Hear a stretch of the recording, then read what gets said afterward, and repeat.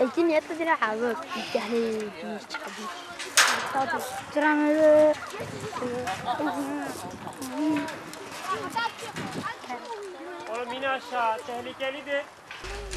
Salıncağa biniyoruz. Parkımız olmadığı için bu direğe gelip sallanıyoruz. Tehlikeli.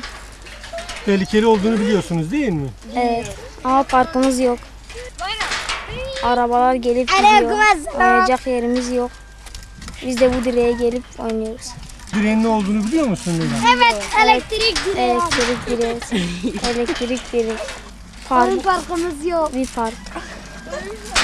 Park istiyoruz.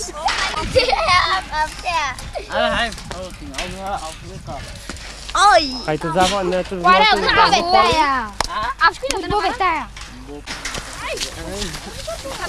Parkımız yok. Geliyoruz, elektrik direğinde sallanıyoruz. Babam bizi uyarıyor. Biz buraya yine geliyoruz. Parkımız yok. Burada oynamak zorunda kalıyoruz. Küçük kardeşimle birlikte burada sallanıyoruz. Yetkililere sesleniyorum, belediye başkanına sesleniyorum. Burada park yapsınlar. Evimiz cadde üzerindedir, korkuyoruz. Arabalar hızlı geçiyor, araba çarpıyor çocuklara. Diğer mahallelerde de park var. Burada yol olduğu için korkuyoruz, gidemiyoruz mahallelere. Burada park olmasını istiyoruz. Yani sözün bittiği yerdeyiz. Yani düşün artık böyle çocuklarımız böyle yüksek gerilim hattının olduğu yerde oynamaya geliyorlar. Şu an çocuğumuz çok tehlikeli olmasına rağmen arkamda gördüğünüz yüksek gerilim hattında oynuyorlar. Yani çocuğumuzla vakit geçirmeye çalışıyoruz. O da mümkün olmuyor çalıştığımız için. Evde olmadığı zaman çocuklarımız maalesef şu an gördüğünüz arkamda yüksek gerilim hattının olduğu yerde oynamaya geliyorlar. Defalarca uyarmamıza rağmen çocuktur sonuçta. Oynaması gerekir. Yani çocuğun fiziksel, bedensel ve ruhsal gelişimi için en uygun araç oyundur.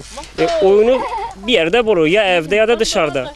Binada oturduğumuz için komşular rahatsız olmasın diye dışarı çıkıyor. Dışarı çıktığı zaman da gözümüz arkada kalıyor. Acaba çocuğumuza bir şey olacak mı olmayacak mı sürekli endişe içinde günlerimizi geçirmeye çalışıyoruz. Evet. Peki siz bunun için herhangi bir adım atmadınız mı? Daha önce neler yaptınız? Burada bir park yapılması için herhangi bir adım attınız mı? Yetkililere söylediniz mi? Daha önce bina sakinleri olarak imza topladık, belediye verdik. Kayyum döneminde topladığımız imzalarla beraber belediye başvurduk. Alan sahası yaparak gerekli ölçümleri, planları çizdiler. Ondan sonra yeni belediye ile beraber herhangi bir çalışmanın olmadığını söylediler. Biz istiyoruz ki kim olursa olsun çocuklarımıza sahip çıksınlar. Çocuklarımız için oyun alanı, sahalar oluştursunlar.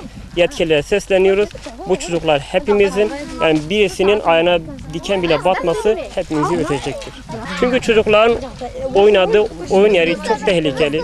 Anne babalar olarak sürekli gözümüz arkada kalıyor. Acaba çocuklarımıza bir şey olacak mı? Hep bunun endişesini yaşıyoruz. İnşallah en kısa zamanda çocuklarımız için oyun sahaları yapılır. Biz de çocuklarımız için endişelenmekten kurtulmuş oluruz. Diğer mahallelerde oyun parkı olmasına rağmen mahallemizde park olmadığı için çocuklarımız diğer mahallelere oynamaya gidiyorlar. Kaldığımız yerde otel geçtiği için sürekli çocuklar için endişeleniyoruz. Karşıya geçmekte zorlanıyoruz. Herhangi bir alt geçit ya da öz geçit olmadığı için çocuklarımız başka yere gittikleri zaman risk taşıyorlar. Bundan yaklaşık bir sene önce bir trafik kazası oldu. Bir çocuk hayatını kaybetti. Çocuklarımızın ölmesini istemiyoruz. Bundan sonra da birkaç trafik kazası daha oldu. Çocuklar karşıya geçmek istiyorlar. Diğer mahallelere gidip oynamak için. Maalesef mahallemizde oyun parkı olmadığı için çocuklarımız için endişeleniyoruz. Diğer mahallelere gittikleri zaman riskle karşı karşıyalar. Çünkü çocuktur. Karşıya geçmek için bazen sağına soluna bakmakta zorlanabilir. Ya da karşıdan gelen herhangi bir sürücü durmakta zorlanabilir. Onun için yetkililere sesleniyoruz. Lütfen bizim için park yapsınlar, çocuklarımıza sahip çıksınlar. çocuklar bizim değil, bu çocuklar hepimizindir. Onların canını yakmasını istemiyoruz. Anne baba olarak canımızın da yakılmasını istemiyoruz. Burası kaldığımız evin arkası, belediye ait bir arsa. Oyun parkı için uygun bir yerdir. Yani çocuklarımız burada oynadığı zaman böyle balkondan dahi onları görebilir, izleyebiliriz. İçimiz rahat olur. İstiyoruz ki burada böyle güzel bir çalışma yapılsın. Çocuklarımız güven içinde, huzur içinde oynasın. Biz de onlar için endişelenmeyelim. Çocuklarımızı böyle balkondan görelim. Onlar da kendilerine, çevrene zarar vermesinler. Çocuk evde olduğu zaman ses çıkarır, başkaları da rahatsız olur, komşular da rahatsız olur. Yani kimsenin rahatsız olmasını istemiyoruz. Burada çocuklar sürekli yani oynuyorlar. Oyunlarda burada o zaman gördüğünüz gibi karşıda cadde var.